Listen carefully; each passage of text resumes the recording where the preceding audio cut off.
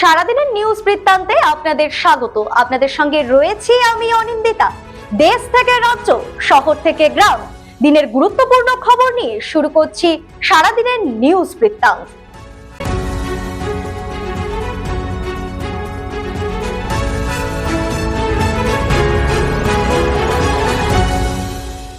সারাদিনের নিউজ বৃত্তান্ত নিবেদন করছেন জুয়েলার্স, সোনা যা সর্বক্ষণের।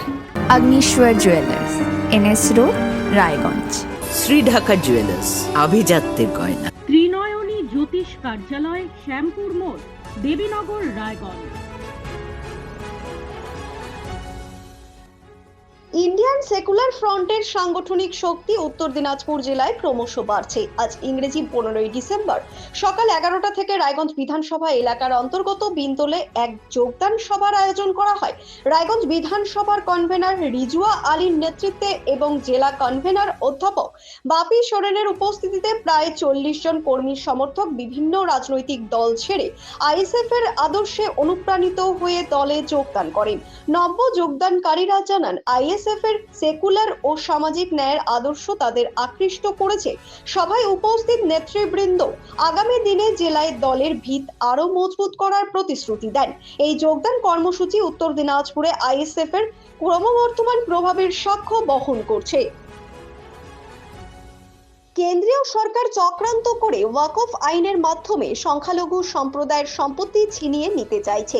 এই দাবিতে সরব হলো নস্য শেখ ডেভেলপমেন্ট সোসাইটি এবং ভূমিপুত্র রক্ষা কমিটি উত্তর দিনাজপুর।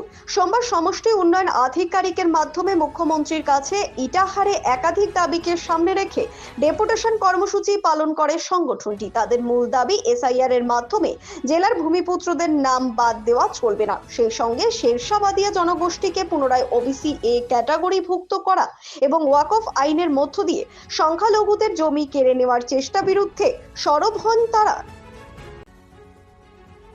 অবিলম্বে কুম্ভকার সম্প্রদায়ের সার্বিক উন্নয়নের লক্ষ্যে কুম্ভকার উন্নয়ন বোর্ড গঠন করুক রাজ্য সরকার।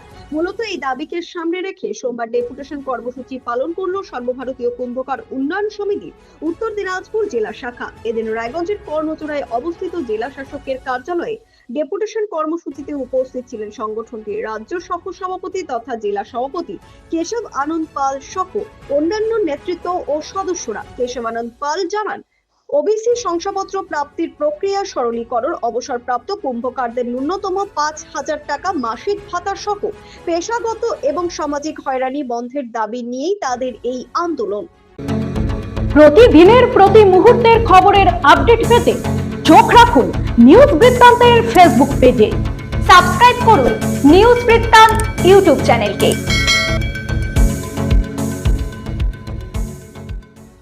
সাধারণ কৃষকদের ওপর বিএসএফ এর অত্যাচারের অভিযোগ তুলে সরব হলো অল ইন্ডিয়া কৃষক ক্ষেত মজুর সংগঠন।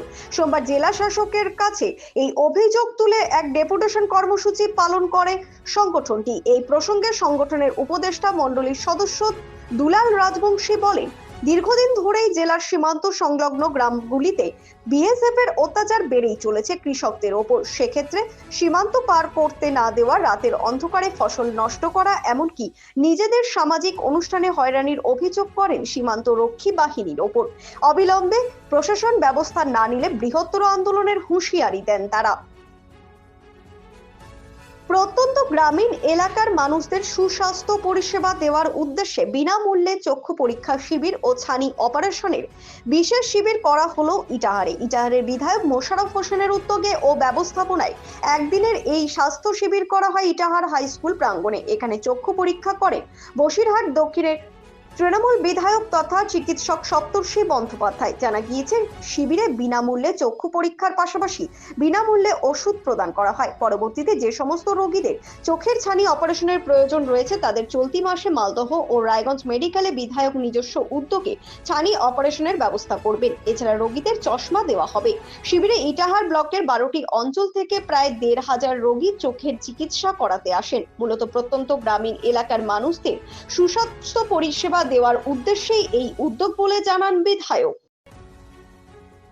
বীরেন্দ্র কৃষ্ণ ভদ্রের মহিষাসুর মর্দিনীর প্রথম পরিচ্ছেদে রয়েছে তার নিজের নাম সঞ্জীবন। সেটা শুনে ছোটবেলা থেকে সঞ্জীবনের ইচ্ছে হয় সেই স্তোত্র পাঠের। সেটাই একটু একটু করে বলতে বলতে মুখস্থ হয়ে যায় তার। পরে সেই অভ্যেস পরিণত হয় শখে।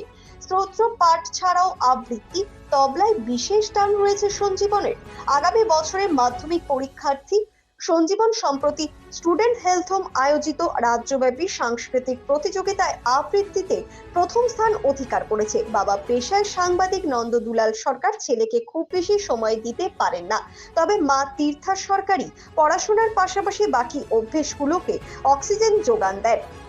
সাংস্কৃতিক চর্চার প্রতি বরাবরই আগ্রহী সঞ্জীবন তার এই অভ্যেসগুলোকে বয়ে নিয়ে যেতে চায় অনেক দূর। এর জন্য সে তার বাবা মা ও শিক্ষাগুরুদের প্রতি কৃতজ্ঞতা জ্ঞাপন করে। সারাদিনের নিউজ বৃত্তান্ত আজ এই পর্যন্তই।